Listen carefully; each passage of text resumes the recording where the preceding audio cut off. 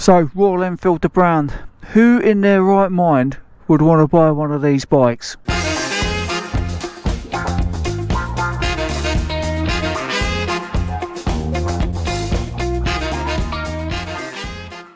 So, Royal Enfields then. Let's talk about this. Who in their right mind, right, is wanting to go out and spend money on one of these things, eh? So gotcha, sorry about that. I'm sorry about the thumbnail. It's another clickbait. Unfortunately, I've got to do it for YouTube to get people to click on, and then to click onto the videos to come and watch it. Otherwise, I'm never going to build the channel. It's absolutely epic. So here we are. I'm on the 2018 Bullet yet again. So I bought this bike back in August. I had 7,625 miles, and look at that, I've got 9,590. You work the sums out on that one. Oh, done nearly over 2,000 miles since August. Absolutely loving this machine at the minute, and I understand that there'll be people that don't. So with that being said, what we'll do is we'll get on the bike and we'll ride, we'll talk about it, and as you can see, look what I've done here. Look. See what I've done? Little India, Royal Enfield, Little India. So let's get on the bike, let's talk about it. So like I was saying, I've had no massive reliability issues so far with the bike. I know I've only had it for 2 months, however I have done just over 2,000 miles on it. I had the issue with the front tyre, but that was because whoever fitted the front tyre put an inner tube that was too big, so what happened was it had pinched, and then that had caused the puncture. Also had the bolts that fell out, had 3 bolts that fell out on the exhaust heat cover thingamajiggy, and again that was down to Superbike factory not prepping the bike properly. Oh, I'll tell you what, hold on, check out this road in front, look at that. Oh, got some awesome S-bends down here. So yeah, they didn't didn't prep the bike properly, so I managed to get hold of the bolts for that. Cheap as chips. Inner tube, £10. Bolts, I think 70p each or whatever it was. Absolutely redonkulous. And that's the great thing about these bikes, is they are cheap, inexpensive motorcycling in a day where inflation's going up and it's just absolutely mental. Now I have tried to make this video about 3 times now. It got to the point I've recorded everything, got it back, working on my workstation at home, editing. My editing software crashed on me I think 2-3 times. Now if I could have, I was close to launching my computer out the window. I was absolutely raging, and then I was just like, what am I doing? Why am I making video content? What the hell am I doing? And I wasn't happy with the videos, because I like to keep my videos a bit light-hearted, because motorcycling at the end of the day is about having fun, and that's where Royal Enfields are all about having fun.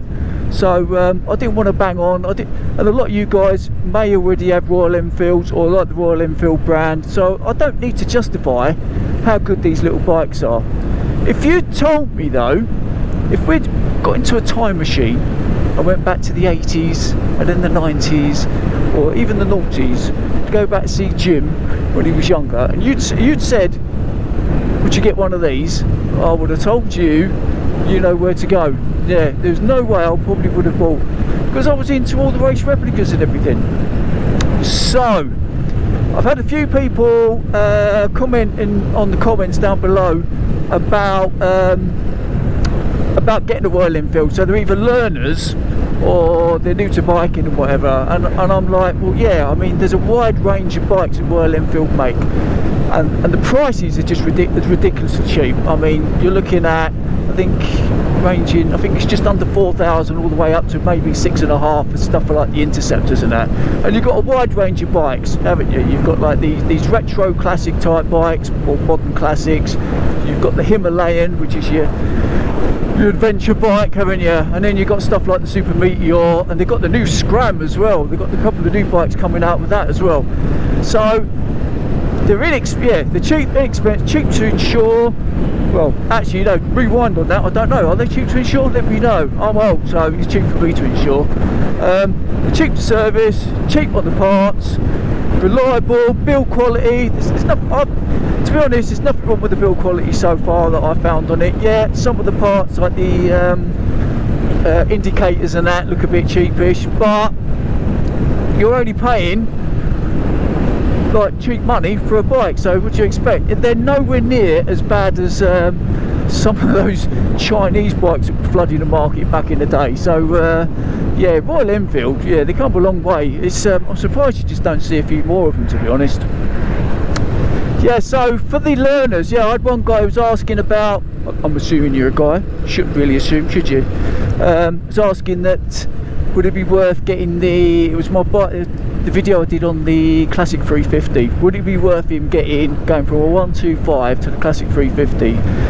And like I said to him, it's all down to you and your style of riding at the end of the day. He wanted something a little bit faster, so I said probably not then, because these bikes, for me, my experience on bikes, the power delivery and everything, and the way they handle is very similar to a 125. So if you've got a 125, you probably wouldn't want to get the Classic 350 or even the Bullet 500, you know what I mean? Unless that is, you're into the whole look and you've got a chill type of ride. That's the way you like to ride. You like to ride chill.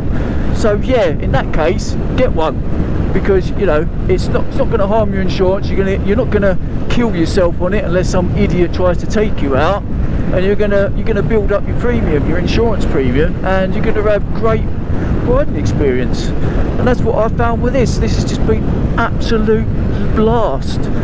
I've got my speed triple if I want to go, you know, if I want to go out and do, you know, get a bit faster, go out and chew up the lanes.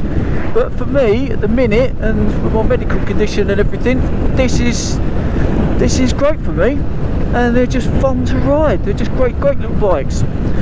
So yes, yeah, sorry about that, about the clickbait again. Unfortunately, that's what you got to do these days, because otherwise your channel, with the algorithm and everything, just ain't going to work with YouTube. It's just absolutely bonkers. So I would definitely, if you're looking at getting one of these, I would definitely get yourself down to one of the Royal Enfield garages, or shops I should say, or I don't know, sellers, whatever you want to call them, dealers, and book yourself a test ride. I mean, I took that Super Meteor out and I was very impressed with that. Again, it didn't make masses of power. If you're a learner, it'd be ideal for you if you're a learner, but yeah, I'm not all about the speed these days. I just want to enjoy my biking. Oh, and that's the other thing with these. If you get something like this one, if you're into the mechanical side of it, let's get around this person. You can, they're easy to work on. There's nothing like major with them, is there? And yeah, they're just basic as well. I don't want all of the gimmicks. I've been watching a lot of the channels lately, like Lamb Chop rides out with some of the bikes he's riding, and you're looking at what, 15,000, 20,000, 30,000 motorcycles, and they've got all of these different, they've got the LCD screen with all the different settings, rain mode, race mode, all this type of mode. I don't want all of that. I'm a bit OCD. If I had that on the bike, oh, it'll take me about an hour to set the bike up before I go out, and then I'd be like, yeah, you got a little nod, nice, and I'd be like, what mode do I want, you know? I can't be dealing with all of that. I cannot. It's just another aggravation that I just don't want to be doing. And if I had the money, would I want to fork out for something like that? I've been watching a guy, if you've seen his channel, Jarek Campese. He bought he's a massive Ducati fanboy, and he bought I think it's the Street Fighter, it's a Lamborghini one edition, $80,000 this motorcycle. And what does it do? It's got like an oil leak on the oil sump. They haven't sealed the bottom of the bike properly, and they've had to do a massive recall. A load of other people that have bought like the Panigales and whatever, same thing. And yeah, I mean, build quality. People moan about, well, I don't know, do people moan about these build quality? But yeah, so there you go. So with that being said, I think I'm going to end this video here because I'm starting to ramble. And check out this weather. Look at this, look, 30th of September, it's going to be October tomorrow, and look how great this is. Look, it's people in shorts and everything. It is absolutely amazeballs, and I'm going to make the most of it this weekend and absolutely smash out the miles on this beast. So with that being said, then I'm definitely going to end the video here this time. So if you like the videos, give us a thumbs up, that helps with the algorithm. If you're already a subscriber, there's a little notification bell, hit that, and every time me, the idiot, uploads a video, you will get notified. And that, my friends, is Jim Diesel out.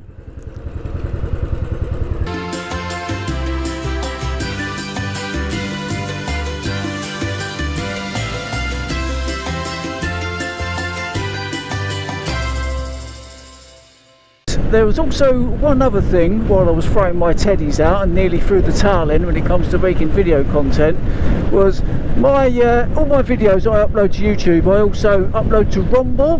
Now Rumble, you don't need to have the 1,000 subscribers for you to monetize your content. So for instance, on there I've only got one subscriber, which is me.